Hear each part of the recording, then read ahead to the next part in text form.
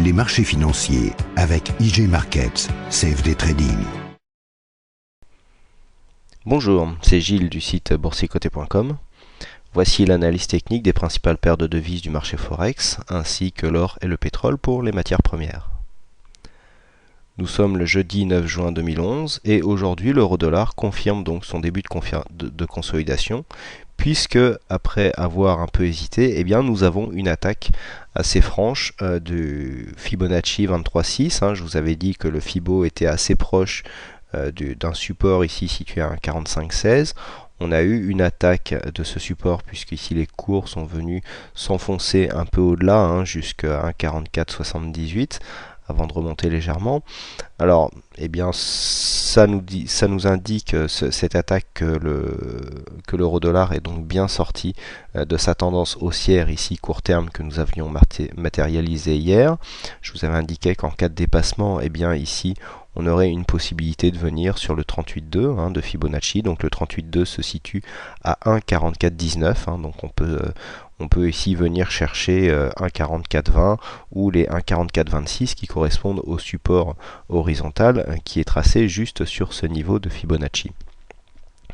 Alors sur ce mouvement, eh bien, il était possible encore une fois de gagner un trade, puisque je vous avais donné hier soir un signal que j'avais commencé à vous expliquer sur la vidéo d'hier, puisque je vous ai dit que si on cassait dans un premier temps ici la zone des 1,45, 50, 60, eh bien on pourrait venir attaquer ici le 23,6. C'est exactement ce qui s'est passé. Donc hier soir j'avais posté un signal de cassure à 1,45, 50, et lorsque l'on se place en unité de temps 5 minutes, on peut constater que donc sur la cassure des 1,4550 qui est intervenue sur cette bougie, eh bien il n'y a pas eu d'hésitation. L'objectif et le stop ont été financés tout de suite, et donc l'objectif des 1,45 a été atteint assez rapidement. Là nous sommes en unité de temps 5 minutes. Donc le cours est arrivé ici à 14h45 car il y a un décalage d'une heure. Donc 14h45, et ici l'objectif est venu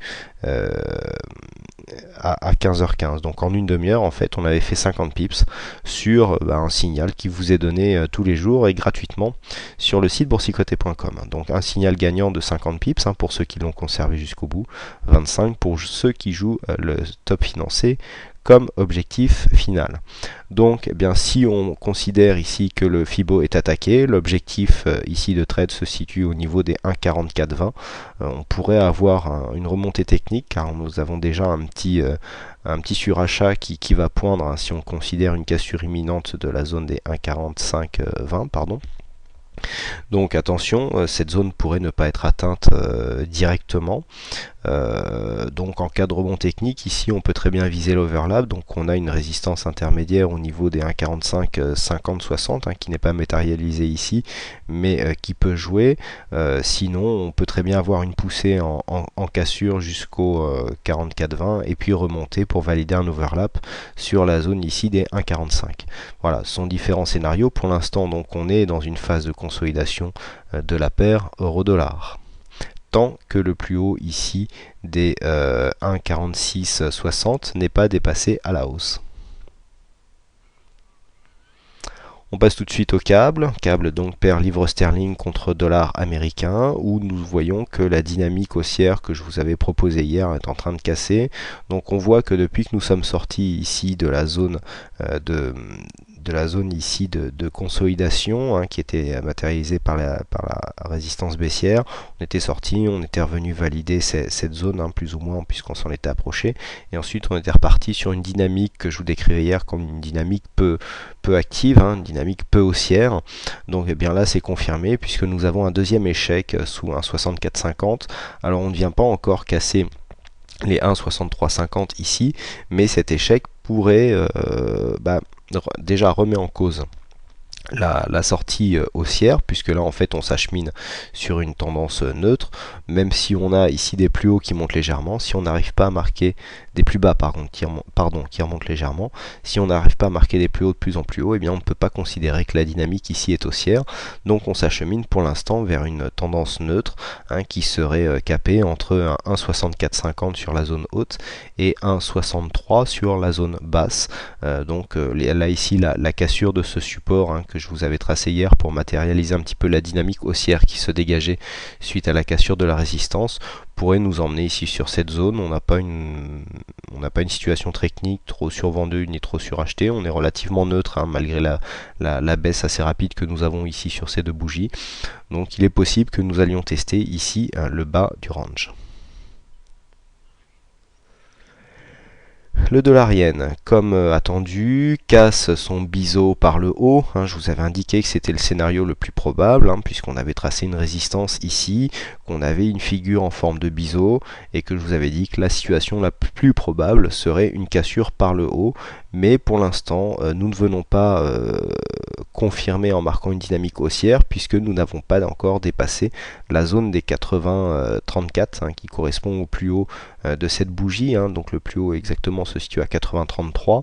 Donc il faudra absolument casser ces 80,33 pour confirmer et donc rallier donc des précédents plus hauts. Donc on pourra viser un objectif à 80,58, 80,60 qui correspond ici à une zone de retracement que nous avions sur une précédente tendance et qui correspond aussi à une zone ici de support que les cours avaient testé lors de cette descente. Donc c'est un objectif qu'on peut viser si la dynamique reprend. Il est vrai que là les Fibonacci, vu que la tendance est assez éloignée, sont un peu moins significatifs. On était parti ici de cette phase haussière. On voit en tout cas que suite à la cassure des 61,8, nous avions presque validé le retracement des 100%. Alors bon, les Fibonacci, même s'ils donnent de bons résultats, ne sont pas une science parfaite.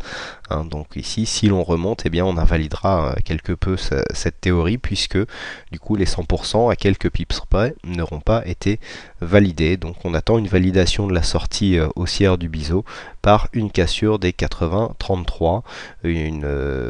Ici, si on revenait au niveau du haut du biseau comme une résistance, comme un support, pardon, eh bien on invaliderait la sortie de figure si nous repassions sous les 79,70.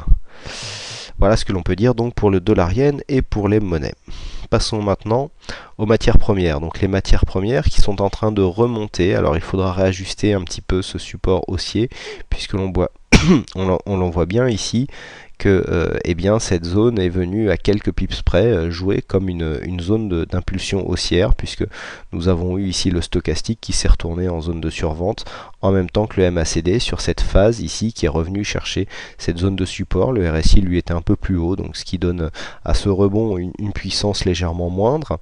Donc là on voit bien par contre que nous remontons vers le milieu ici du trend haussier dans lequel l'or est depuis quelques temps. On va s'attaquer encore une fois des plus hauts. On a marqué aujourd'hui au plus haut 1549,70 pour l'once d'or fin. Donc on a bien une reprise de dynamique haussière du point de vue de la tendance et des indicateurs. Ça c'est bien rappelé ici, puisqu'on a le signal ici qui arrive juste à la limite de la zone de survente, et donc le point de retournement qui nous est donné par le MACD et qui donc valide un retournement de tendance très court terme. Bon, alors on est en unité de temps en 4 heures, donc on a le temps de voir venir quand même, mais voilà, les indicateurs nous valident tout à fait la possible remontée des cours et donc l'inscription d'un plus haut dans un premier temps sur la médiane du trend haussier.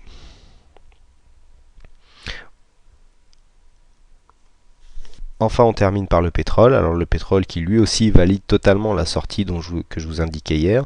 Ici nous avons une sortie, on était revenu sur l'ancienne résistance comme support et puis hop, on était reparti en dynamique.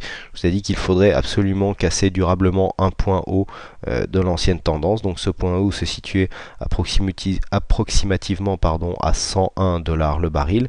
Et bien nous avons cassé cette zone durablement, puisque après avoir été résistance, on s'achemine vers une zone des 101 qui serait maintenant un support. On le voit bien là sur cette vue un peu plus rapprochée.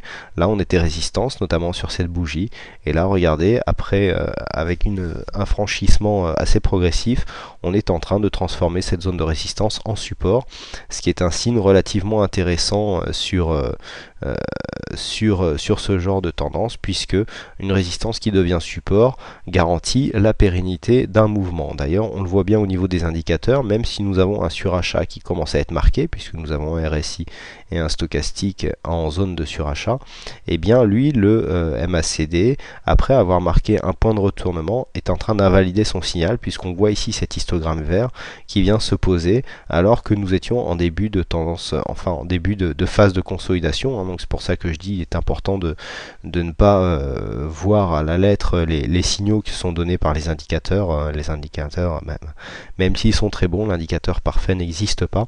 Donc on le voit ici, un signal baissier invalidé au niveau du MACD et reprise en dynamique de l'or. Alors attention, hein, les arbres ne montent pas jusqu'au ciel, donc sur ce mouvement il serait assez imprudent de prendre un mouvement haussier, car au bout d'un moment le surachat se fera quand même sentir.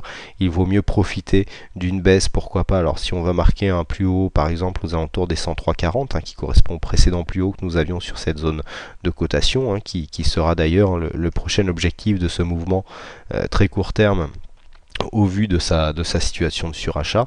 Et bien si on allait valider ici les 103,30, et bien on pourrait revenir rechercher la zone des 101,20 comme support, et donc là il serait plus judicieux de se placer si l'on veut jouer la continuité de tendance haussière, donc sur le WTI brut léger américain.